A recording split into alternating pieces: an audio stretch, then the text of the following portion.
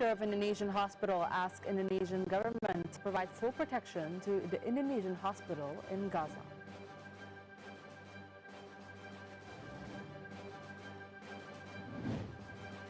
Weather agency BMKG says Jakarta and its greater areas seen rains in the past few days as it's entering the beginning of rainy season.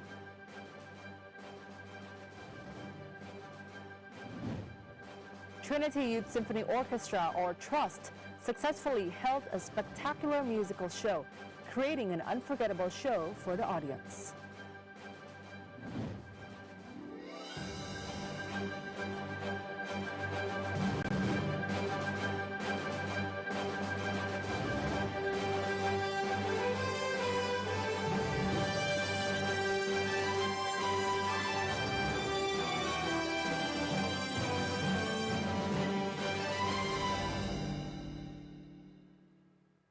Hello and welcome to Tvri World's Focus Today, airing live with news from all around the world and home.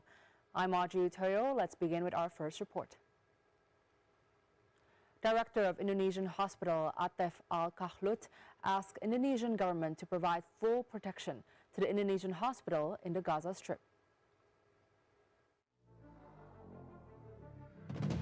Director of Indonesian Hospital Atef Al-Kahlut, in the written statement published by the Mercy Indonesia, asked the Indonesian government to provide full protection to all workers, patients and refugees in the hospital, the number of which has reached more than 5,000 people.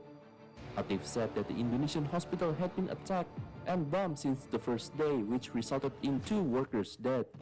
The Indonesian hospital asked the Indonesian government to pressure the countries involved to stop the attacks on the Indonesian hospital.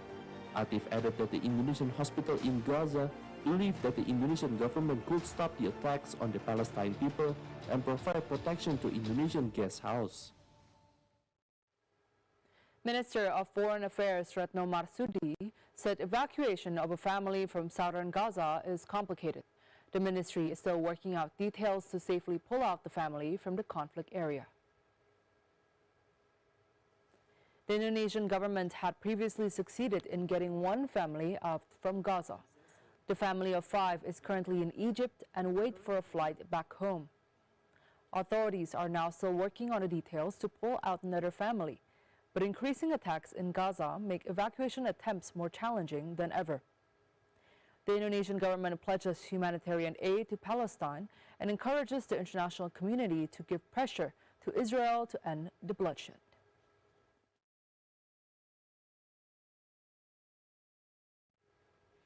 Foreign Affairs Minister Retno Marsudi reiterated Indonesia's full support for the freedom of Palestine. In the pro-Palestine rally held in central Jakarta over the weekend, Minister Retno read out a touchy poem over the injustice and inhumane conditions faced by Palestinians. The foreign minister also announced the first batch of humanitarian aid has been sent to Gaza. The aid is a form of government and public support for Palestinians facing severe lack of supplies. On the other hand, Indonesian diplomats are busy at work exerting additional pressures for ceasefire and revive the 2-state solution to end decades of conflict.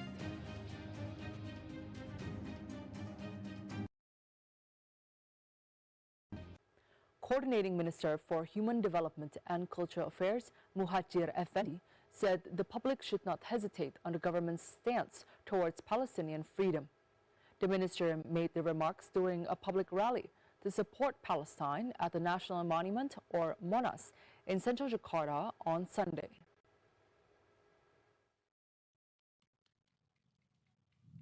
Coordinating Minister for Human Development and Culture Muhajir Effendi attended the public rally on Sunday, which Religious Affairs Minister Yakut for Retno Marsudi to represent the government. Thousands of people gathered at the National Monument in central Jakarta on Sunday to show their support towards the Palestine against the Israeli military attack. Muhajir said in his speech that President Joko Widodo had instructed the ministers to attend the rally to show the government's commitment in supporting Palestinians. He said that the Indonesian government will always support Palestine until she gains its independence. Muhajir invited all people in the rally to recite the Shalawat, which mean praises to the Prophet. He said the Shalawat can strengthen the prayers of Indonesian citizens to support the Palestinians.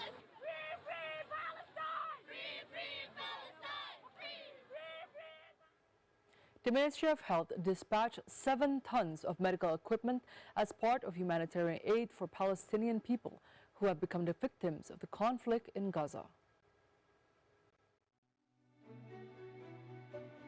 The 7-ton aid, which is part of the 26.5 tons of the Indonesian government humanitarian assistance, was delivered through commercial Airbus A330-900 aircraft departing from the Soekarno-Hatta International Airport in Tangerang, Banten, on Sunday evening.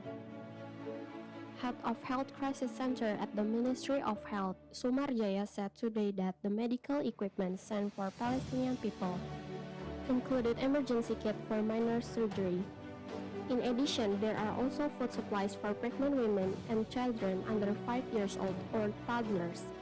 In addition to medical equipment, the Ministry of Health also delivered drinking water purification, which is already included in the first batch of humanitarian assistance delivered by the Indonesian government on Saturday for victims impacted by Hamas-Israel conflict in Gaza. Sumarjaya added for the next batch of aid, they will also distribute special medical assistance to support equipment for hospitals in Gaza. In the meantime, a number of officials from the National Police Headquarters and the Ministry of Foreign Affairs represented a delegation from the Indonesian government to deliver 26.5 tons of humanitarian assistance for Palestinians in Gaza.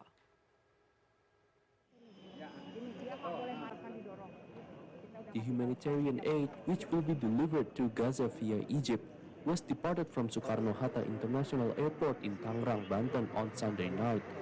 That will be the first batch of Indonesia's assistance for the people of Gaza. The dispatch of the aid was coordinated by Deputy Minister of Foreign Affairs, Pahala Nugraha Mansuri. Head of International Relations Division at the National Police, Inspector General Krishnamurthy, said that the aid includes 1,000 pieces of blankets and 100 tents with a total capacity of approximately 5,000 people. There are also food supplies, medicine for diarrhea medication, and acute respiratory infection or ARI medication, sanitation supplies, clean water purification equipment, and minor surgical equipment. The humanitarian assistance also includes medical equipment from the Ministry of Health. Krishnamurthy said that the Airbus A330-900 aircraft carrying the aid is scheduled to arrive in El Arish Airport in Egypt 1.5 hours earlier than the 2 C-130 Hercules aircraft that flew from Jakarta on Saturday. The Airbus, which departed at around 1 a.m. today, is expected to land in Egypt at 7 a.m. local time.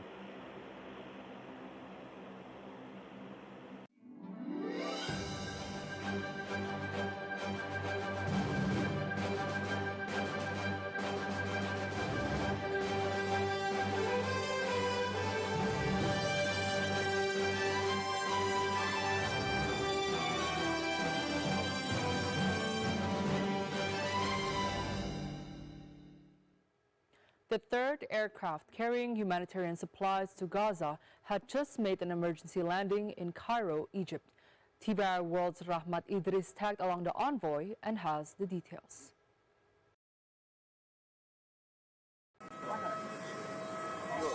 Hi everyone, we're currently here at Cairo International Airport for an emergency landing. We're supposed to be landing at El Arish Airport, which is the central airport now, designated as the central hub for all humanitarian aids coming into Palestine. But due to the fact that it's currently going through a heavy sandstorm and visibility is less than 100 meters, we were not allowed to land, and thus we've been diverted to Cairo International Airport in fuel, and also as we wait for the 2 Hercules currently making their way from Abu Dhabi to Jeddah and all the way to El Arish Airport. So all the humanitarian aid, the 51 tons of it, can all come together and rush together at the final destination before being transferred to Rafah crossings and distributed to all the Palestinians who are in dire need of supplies. Because And even in Cairo airport here, you can see over there some humanitarian supplies as well, waiting to be distributed. So from here, they'll be flying over to El Arish airport. Bye-bye, guys. In the meantime, the two Hercules is carrying over 50 tons of humanitarian supplies for Gaza have landed safely at El Arish airport in Egypt. The transfer is currently ongoing from Egypt to Palestine.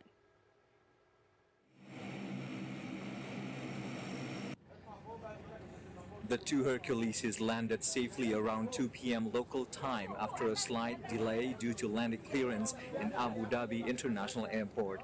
These aircraft carried over 50 tons of humanitarian supplies for Gaza, comprising of basic necessities such as mattress, blankets, necessities for pregnant women and children, as well as the much-needed equipment for the upcoming winter. The vessels departed last Saturday from Jakarta, crossing over Myanmar, India, Abu Dhabi and Saudi Arabia before making its way to Egypt. The handover has been made from the Indonesian representatives by the Vice Minister of Foreign Affairs of Indonesia to Egyptian's Red Crescent. The transfer has been made between the two Herculeses into loading trucks to be forwarded to Rafah crossing, located around 1 hour by land from the airport. The humanitarian assistance was collected by Indonesian Red Cross and National Zakat Agency and will be distributed to refugee camps in Gaza by International Committee of Red Cross and UNRWA. The initial batch of humanitarian aid in Indonesia will be followed by the second one in the near future.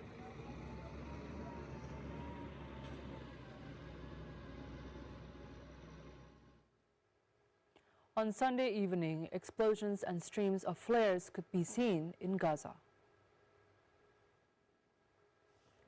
Explosions and streams of flares could be seen in Gaza from its border with Israel on Sunday evening, as Israeli forces continued their assault on the Gaza Strip.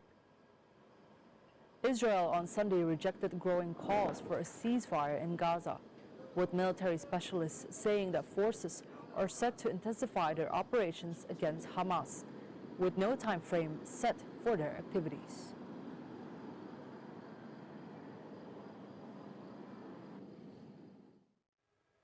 President Tayyip Erdogan said it is Turkey's responsibility to save Palestinians from Israeli cruelty and hold those who carry out the attacks accountable. Speaking in the Black Sea province of Rize, Erdogan said Turkey is doing much more on the Gaza crisis than what is seen and will never leave Palestinians to fight this war alone. His comments come shortly before U.S. Secretary of State Antony Blinken's visit to Turkey to discuss the war in Gaza with Turkey's Foreign Minister Hakan Fidan.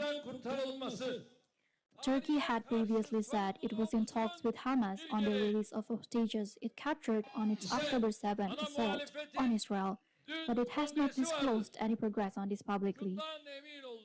Ankara has also sent more than 200 tons of humanitarian aid to Egypt for Gazans.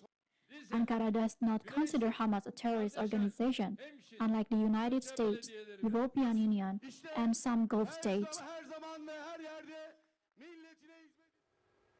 Palestinian refugees who were visiting Egypt before the breakout of the latest rounds of Palestine-Israel conflict are now worried about the safety of their family in the Gaza Strip. In the meantime, a Palestinian Canadian waited with her daughter at Gaza's Rafah border to operations were suspended following an Israeli strike on an ambulance. The refugees are currently taking shelter in Al-Sabil of Egypt, where their need for food and housing are met by the Egyptian government. I came to visit my relatives with my son, my nephew and grandson. My husband and 2 daughters are still there. We were planning to return on a Sunday, but the fighting broke out a day before, on Saturday. Al-Sabil city, about 40 kilometers from the Rafah border crossing. There are about 250 Palestinians staying in Al-Sabil. If they're still alive, I'm calling on the Egyptian government. And also Saham al-Batmiji said she's been going back and forth for 5 days to the Rafah border crossing to try to cross to Egypt. Evacuations of injured Gazans and foreign passport holders through the Rafah crossing to Egypt have been suspended since Saturday, according to two Egyptian security sources and a medical source, after an Israeli strike on Friday on an ambulance in Gaza being used to transport injured people. World Food Program or WFP head Cindy McCain made a desperate plea for the safe delivery of humanitarian aid to Gaza. Cindy conveyed that people are living in a horrific nightmare as the food and water are running out at the Rafah border crossing in Egypt. People are living in a horrific nightmare. Food and water are running out. A steady flow of aid is needed to meet the desperate needs now. Humanitarians must be able to deliver it safely, and civilians must be able to reach it safely. Without this, lives will be lost and conflict will spread. McCain released a written statement in which she said the aid currently entering Gaza is nowhere near enough to meet the needs of people there. A French military airplane carrying 18 tons of humanitarian aid for Gaza arrived on Saturday in Egypt, the French military said. In the meantime, French Foreign Minister Catherine Colonna said in Doha that too many civilians have died in Israeli strikes on Gaza.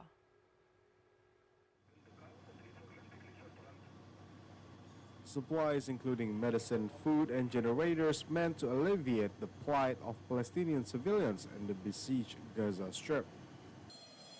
Israel's bombardment of the enclave of 2.3 million people following the attack of October 7 has killed more than 9,000 people, according to health authorities in Hamas-run Gaza. Food and water are scarce and medical services are collapsing.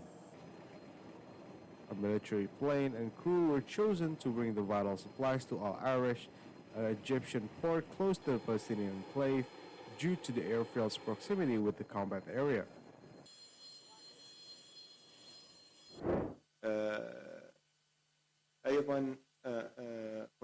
Meantime, Colonna said during a joint press conference with Qatar's Prime Minister and Foreign Minister Mohammed bin Abdulrahman Al Thani that schools, hospitals, humanitarian workers, and journalists must be protected.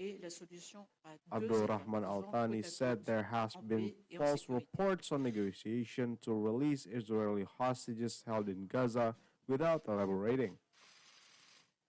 Al Thani said there were complexities in the field due to Israeli military practices in Gaza.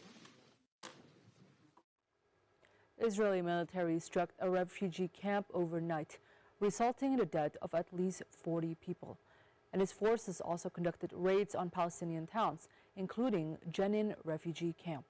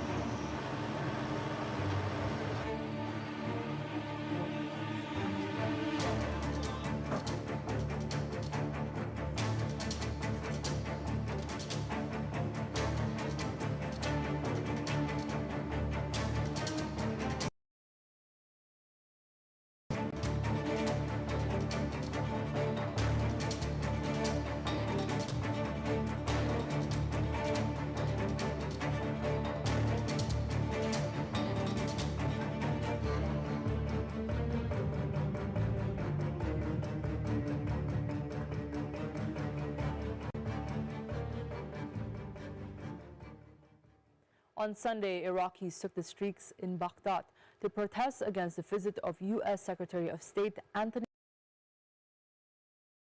also arrived in Ankara on Sunday, where he held talks today on the Gaza conflict with Turkish counterpart Hakan Fidan. The U.S. Secretary of State Antony Blinken made an unannounced stop in Baghdad on Sunday when he met with Iraqi leader and toured the region amid spiraling tensions over Israel's war with Hamas. Blinken said U.S. officials were working to secure a humanitarian pause in Gaza that would advance several priorities, including getting more aid and getting Hamas hostages out.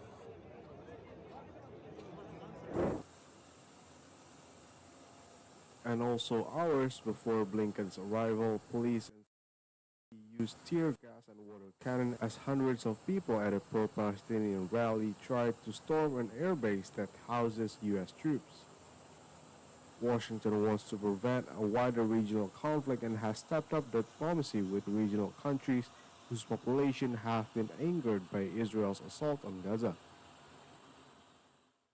Gazan said Israeli airstrikes on the besieged enclave had already done more damage than a nuclear bomb, reacting to an Israeli minister appearing to voice openness to the idea of carrying out a nuclear strike on the territory.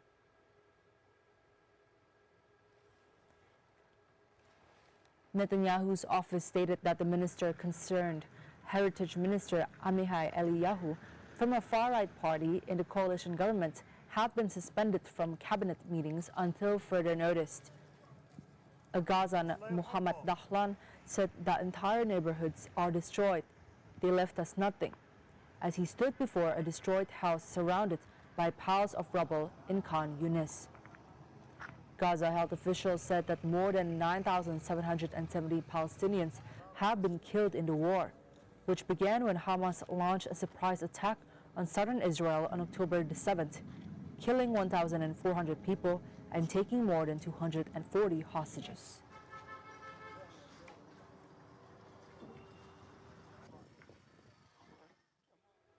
Since October the 7th attacks, over 10,000 killed, over 21,000 injured, and over 1.4 million displaced. The situation is dire, with hospitals overcrowded, morgues overflowing, doctors performing surgeries without anesthesia, thousands seeking shelter, families cramped in overcrowded schools, toilets overflowing, posing a risk of disease outbreaks, and everywhere fear, death, destruction, loss. On the ground in Gaza is indescribable. Hospitals crammed with the injured lying in corridors, morgues overflowing, doctors performing surgery without anesthesia, thousands of people seeking shelter from the bombardment, families crammed into overcrowded schools desperate for food and water, toilets overflowing and the risk of disease outbreaks spreading, and everywhere fear, death, distraction, loss.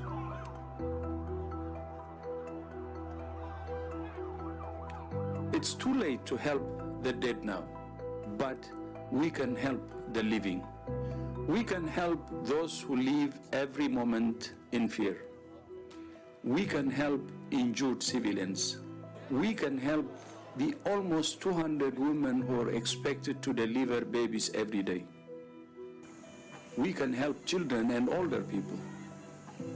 We can help those with life-threatening diseases who need urgent medical care. The ultimate solution is one thing we can't provide: peace. A group of Iraqi artists in Basra organized an event to paint artwork depicting scenes from the Gaza war. Let's have a look. A group of Iraqi artists in Basra organized an event to paint artwork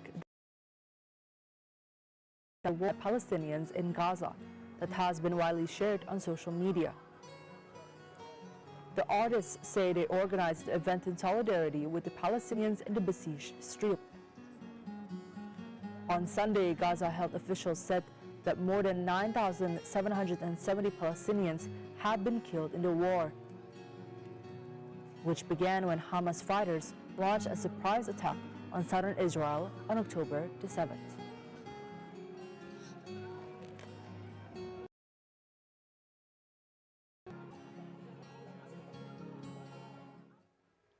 Don't go anywhere, for we'll be back after a short break, only on Focus Today on Tvri World. Stay tuned.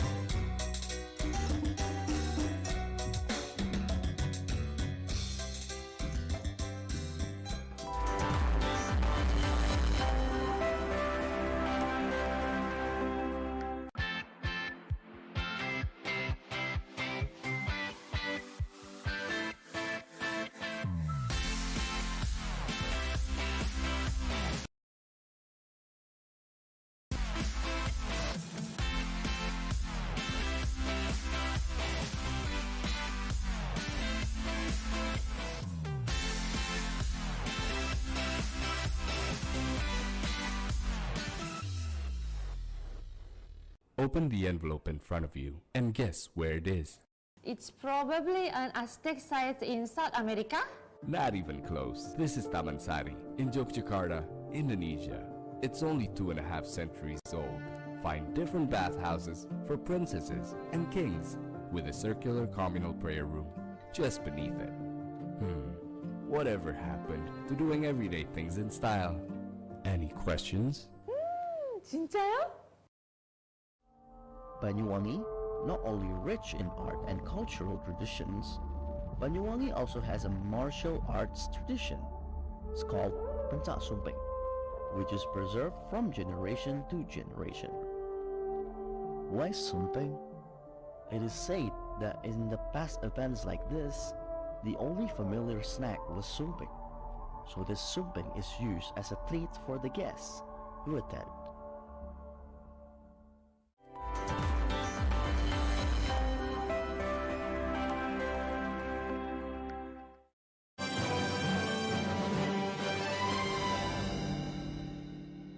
Welcome back to Tvri World's Focus Today with me, Audrey Toyo.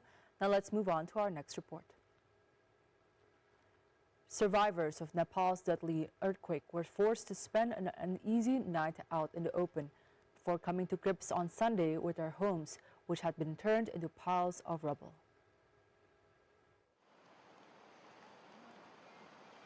The country's worst earthquake since 2014 has killed at least 157 people, mainly in the northwestern areas of Jajarkot and neighboring Rukum district. Baljit BK, one of survivors, pleaded for government assistance to shelter the now homeless people. Authorities have said they were racing to find survivors and were offering free treatment for the injured but would soon address relief and rehabilitation needs. The quake struck the Jajarkot region at 11:47 p.m. on November 3rd. With a 6.4 magnitude, Nepal's National Seismological Center said.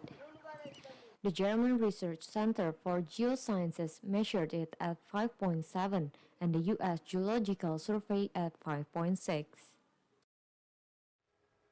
India sent a plane carrying humanitarian aid to Nepal as the Himalayan nation, after a deadly earthquake, is killed at least 157 people, individuals following an earthquake in western regions.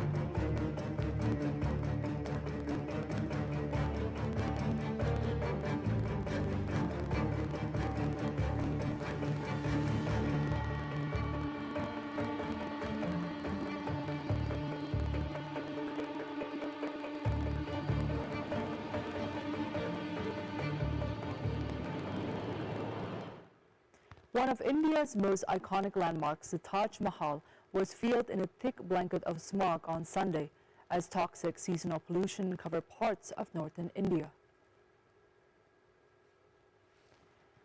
The Taj Mahal was covered in thick smog due to toxic seasonal pollution in northern India. Tourists who had come to see was. Regional officials said a seasonal combination of lower temperatures, a lack of wind and crop stubble burning in neighboring farm states had caused a spike in air pollutants. Officials said they saw no immediate improvement in the air quality.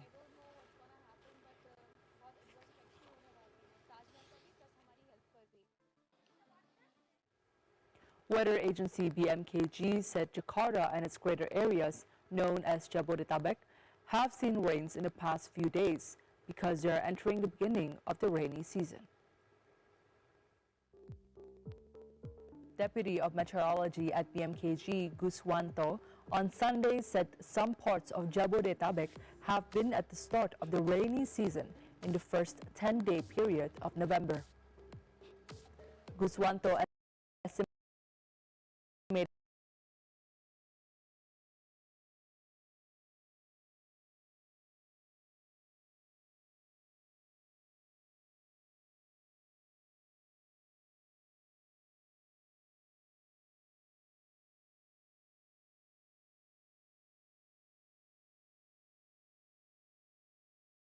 that all parts of Jabodetabek in the rainy season in the second 10-day period of November or by mid-November.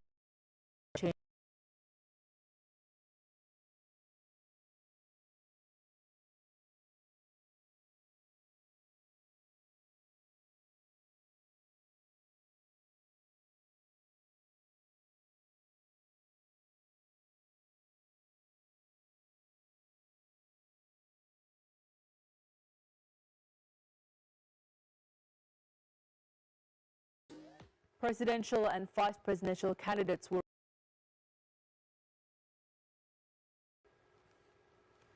KPU Chairman Hashim Ashari said the National Police will be responsible for personal security of presidential and vice presidential candidates after the formal resignation by the KPU on November the 13th. The KPU received the registration of Anies Baswedan, Muhaimin Iskandar, Ganjar Pranowo Mahfud MD, and Prabowo Subianto Gibran Rakabuming Raka. The KPU has also set schedules for the campaign period from November 28 until February 10, 2024, with voting slated on the 14th of February next year.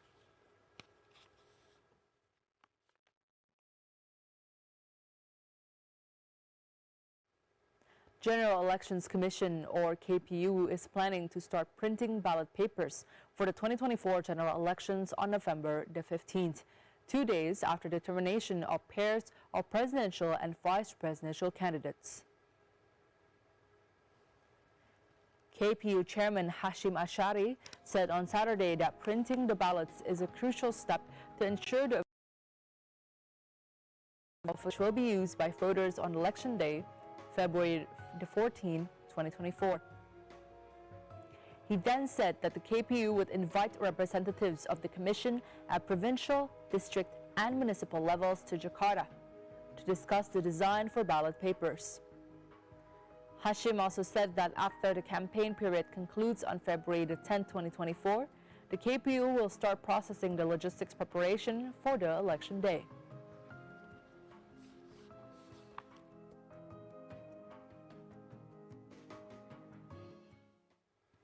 The General Election Commission, or KPU, announces the first phase of logistic production for the 2024 general elections had reached more than 50%.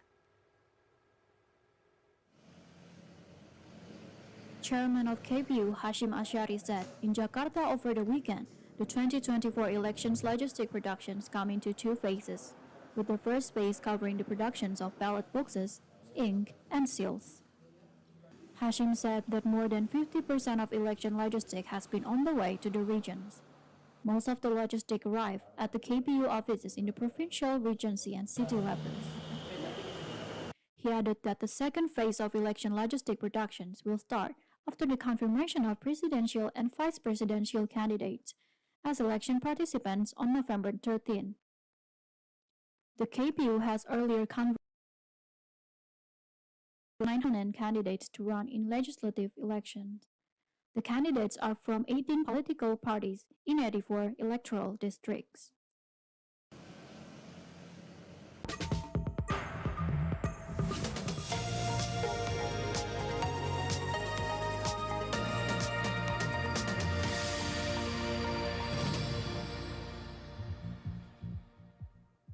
In the meantime, management of WUSH, or Jakarta-Bandung High-Speed Train, KCIC, added 4 extra trips on the weekends.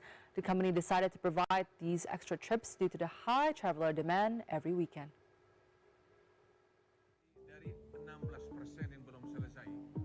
KCIC President Director Dwiyana Slamet Riyadi said in a statement in Jakarta, the company had seen more than 18,000 passengers last Saturday, which broke the record when the train started its maiden operation on October 17. The occupancy rate last Saturday reached around 94% to 100%. The number of passengers grew 33% from the over 13,000 in the previous Saturday on October 28. Dwiyana said enthusiasm for WUSH as a mode of transportation from Jakarta to Bandung and vice versa on the weekends is very high. Most passengers on the weekends ride WUSH to spend a weekend holiday, followed by the other reasons such as for business and work. Dwiyana said the number of passengers increased by 28% after the company recently added 32 new trips per day from the previous 25 trips. Dwiyana says improvement is an important step in providing fast, reliable and sustainable public transportation. KCIC also ensures the reliability of the infrastructure and facilities they have. In the meantime, Trinity Youth Symphony Orchestra, or TRUST, has successfully held a spectacular musical show, creating an unforgettable show for the audience. Taken through a journey from Disney and In the Pixar, concert called The and we Legends shall take you 9 on that Adventures journey from very Disney soon. Pixar, which was We held would last weekend really at like Ciputra Art Corner in Jakarta.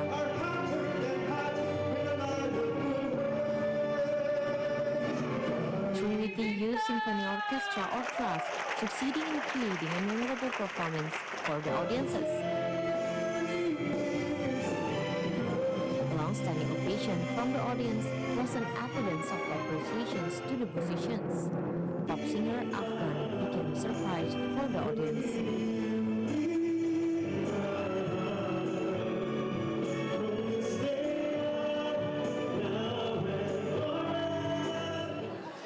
Keren banget, bagus banget, seru banget. Rasanya kayak waktu pas pertama kali nonton tetap keren, bagus. Alhamdulillah ya, ini show keempat kita dapat Afgan juga. Jadi nggak disangka ternyata bintang tamunya Afgan. Bagus, keren.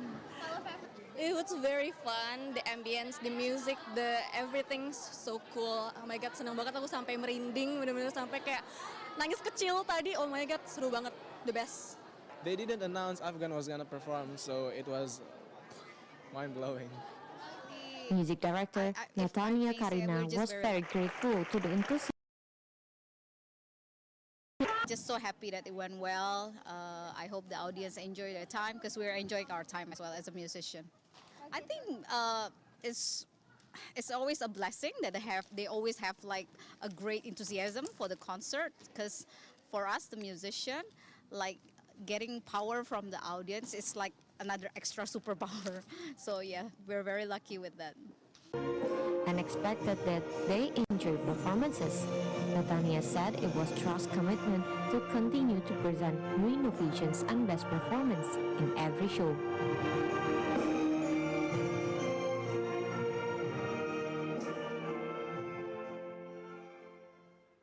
Enthusiasm for music concert events in Indonesia has grown over the past years. Ticket sales for the Legends 9 Adventures from Disney Pixar show has been sold out just within hours. After successfully holding the Symphonic Tales from Ghibli and DreamWorks and Symphonic Tales from Ghibli a few months ago, Trinity Youth Symphony Orchestra, or TRUST, is back with the Legends 9, a concert with the theme Adventure from Disney Pixar which took place over last weekend at Ciputra Artpreneur in Jakarta. Over 4,000 tickets for the event were sold out just within hours and set again the record for the fastest trust ticket sales at the Ciputra Artpreneur for the third time. Enthusiasm that the Trust decided to open 4 shows from the start to meet the enthusiasm of the audience. Music director Natania Karina said the show was inspired by Disney and Pixar animations and emphasized family values and strong will. The concept also referred to the adventures which Trust Orchestra community has lived for the past 10 years. Trust groups approximately 90 musicians of various ages, ranging from children to adults.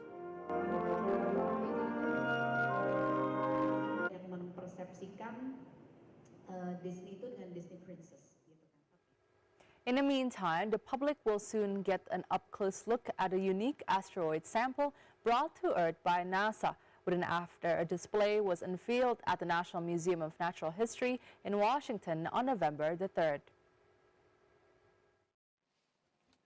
In late September, a capsule returned materials collected by the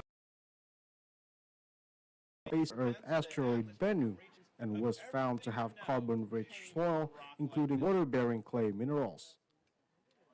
Those ingredients are crucial to the development of life. The display features a small section of material from Bennu, as well as scale models of the OSIRIS-REx spacecraft and the rocket that delivered it. And where we're going is trying to use this sample to really understand our unique planet. Our planet has features that we haven't found on any other planet in the solar system or outside the solar system. We have continents, we have oceans, we have life.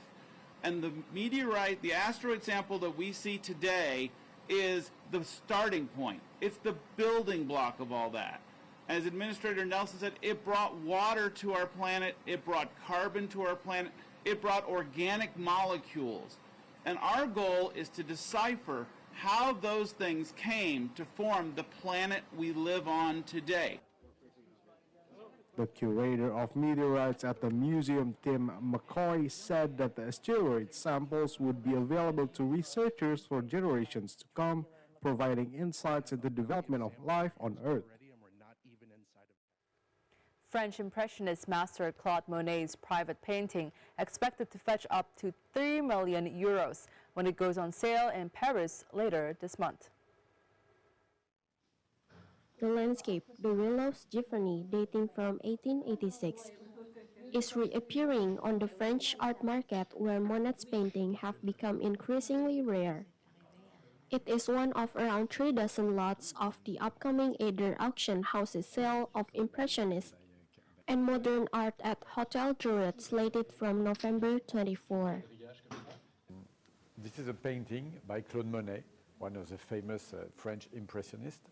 It is a painting, it's a large painting that was painted in 1886 and belongs to a series of paintings that Monet painted at this period near Giverny.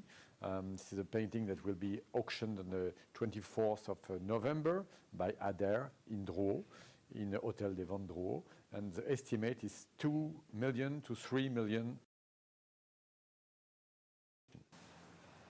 The auction also includes a work by American painter Mary Cassatt, one of the few women in the male-dominated field of Impressionism. Portrait of a young woman in a white hat is estimated at 800,000 to 1.2 million euros. 2 snow leopard cubs made their appearance at the Bronx Zoo in New York. Snow leopards lived in the highest areas of Central Asia and listed as vulnerable by the International Union of Conservation of Nature. With their white and gray fur, the cats are elusive in the wild, as they are difficult to spot among the snow and rocks of their natural habitats. They also have bushy tails and large padded paws to help them deal with the climate. The cubs, 1 male, 1 female, have not been named yet, but are the offspring of 2 resident snow leopards at the zoo. The Bronx Zoo was the first zoo to display snow leopards in 1903. Since then, they have had 80 birds, the zoo said.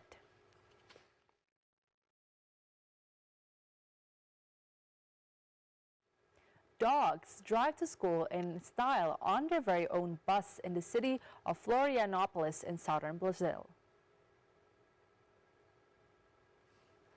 The dog bus was created by André Bressan, a dog trainer and owner of the dog training center, daycare, and hotel, Educador de Cais. Pups are secured to the seats with their leashes instead of traditional seat belts, which allow them to travel comfortably but safely. Dogs enjoy the rides. Bressan usually picks them up and brings them back after daycare, said customer Monique Saviato.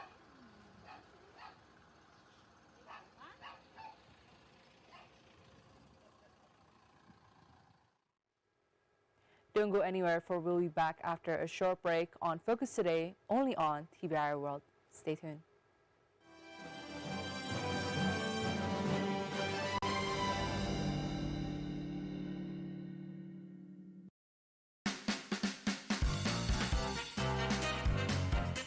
Hi, I'm Devini Hermawan. I will tell you why you should taste gado-gado. So, just like any other salad with dressing, the dressing itself takes a major part to make gado-gado. It's really delicious.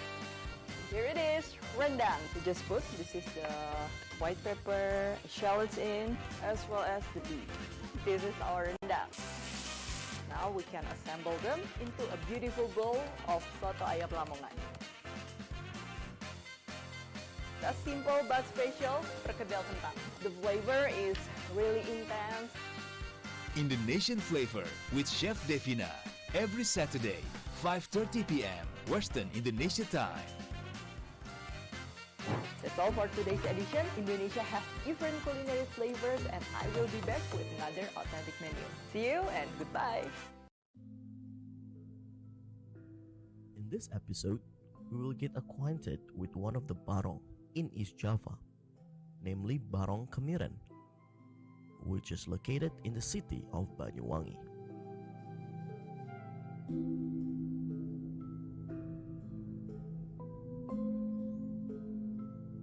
Jadi sejarah Barong Kemiren iki kawite iki kanggo arak-arakan slametan desa nganane Kemiren iki ya iku diarani terbumi lan slametan desa timbang sewa. Jadi ambil melakoni zaman, terus perkembangan zaman, akhirnya Barong iki muka ya jadi tontonan.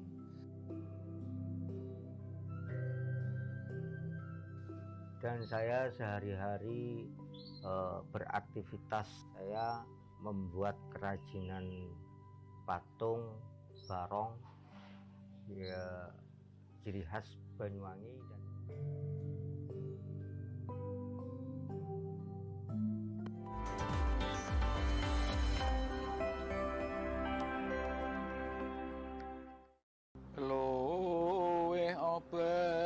cek sekehe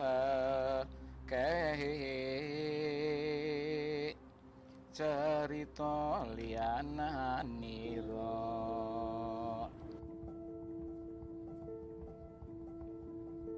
Lontar Yusuf is a narrative poem about the life of one of Islam's most popular prophets.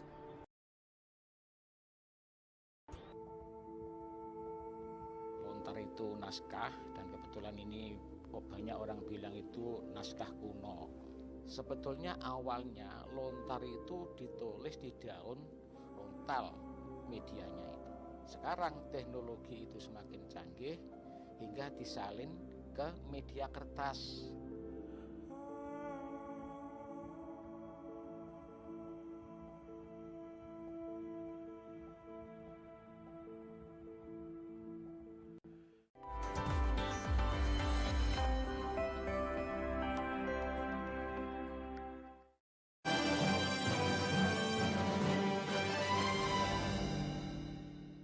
Welcome back to TVI World's Focus Today. Still with me, Audrey Utoyo.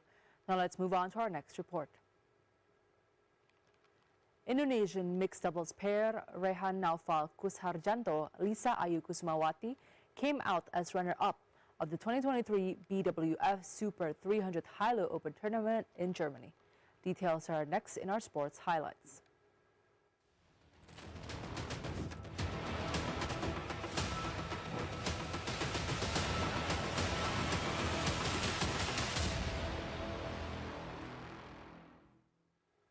Indonesian mixed doubles pair Rehan Naufal Kusarjanto, Lisa Ayu Kusumawati came out as runner-up of the 2023 BWF Super 300 High-Low Open Tournament in Saarbrücken, Germany on Sunday.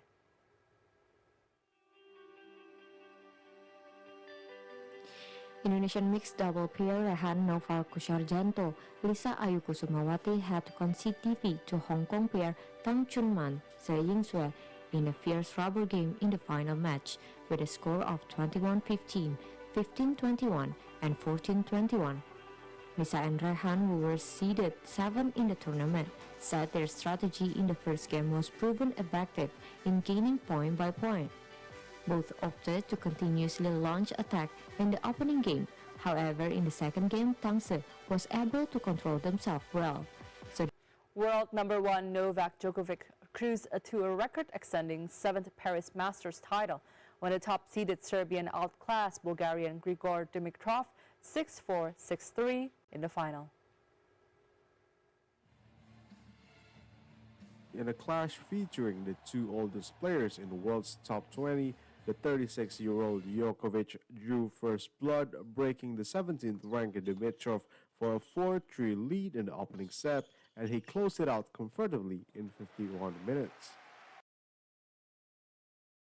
The victory over Djokovic in 12. Red Bull's triple world champion Max Verstappen took a record-extending 17th win of the Formula One season in Brazil after leading a red-flagged and restarted Sao Paulo Grand Prix from a pole position. McLaren's Lando Norris finished second, 8.2 seconds behind, but with a bonus point for a fastest lap, while Aston Martin's Fernando Alonso took third place on the final lap after a thrilling battle with Red Bull's Sergio Perez. Verstappen, now on 52 career wins, clinched the title in Qatar last month, while Red Bull have also retained their constructors' title. The champion have won 19 of the 20 races so far. While the Dutch driver's victory always looked inevitable, a dramatic battle with Perez in which he showed all the attacking fire and defensive skill of a double world champion.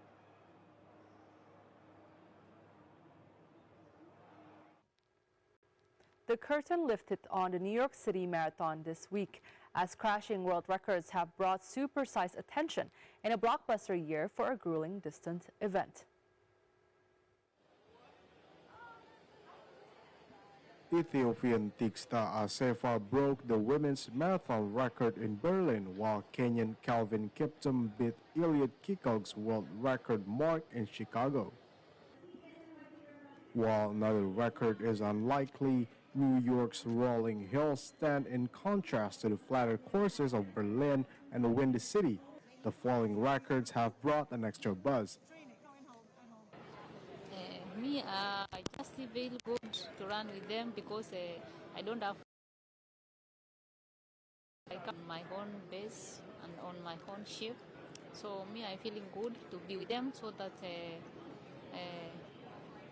it will be the strong. The field will be very strong when you are together with them. The Kenyan former world record holder Birgit Kosgei will make her Big Apple debut after 5 previous major wins, while her compatriot Sharon Lokedi mounts a New York title defense. It's been a life-changing. It was a great experience, and I'm really excited that I'm back here again, and looking forward for Sunday, and I'm just happy that I have company here and I have support, and I'm healthy, and excited to race. For me, competition is competition. A strong group of Kenyan and international athletes is participating in the race. Kenyan runners Perez Jepchirchir and Helen Obiri, along with Albert Korir, Abdina Geye from Netherlands, Shura Kitata, and world champion Tamira Tola are notable participants. Tola aims to break the men's world record after previously achieving an impressive time in Amsterdam. White Abarrio won the 40th Breeders' Club Classic at Santa Anita Park in Southern California. White Abarrio won, delivering trainer Rick Dutro Jr. his second win in the $6 million race. The favorite, ridden by jockey Edward Ortiz Jr., broke well and made his move around the far turn, passing Arabian Night down the stretch before holding off a late challenge from Japan's Derma Sotogake, who finished second. Proxy was third. The victory for Dutro Jr. comes after the 64-year-old American completed a 10-year ban from the sport in January for medical violations.